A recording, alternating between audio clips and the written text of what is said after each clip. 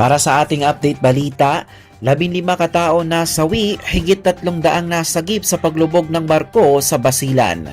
Nagsagawa ng search, rescue and retrieval operation ang mga tauhan ng Regional Maritime Unit BAR sa ilalim ng pangangasiwa ni Police Colonel Jose Manuel Payos kaugnay ng paglubog ng pampasaherong barkong MV Tricia Kirsten 3 sa karagatang sakop ng Balok-Balok Island, Haji Mutamad, Basilan.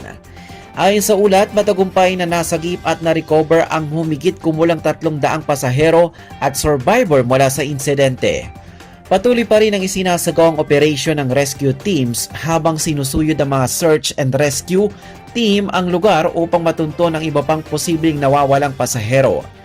Tiniyak ng Regional Maritime Unit BAR ang kanilang patuloy na pagtugon sa mga insidente sa karagatan sa pamamagitan ng maagap, ligtas at maayos na koordinasyon ng mga rescue operation upang maprotektahan ang buhay ng mga mamamayan sa oras ng sakuna.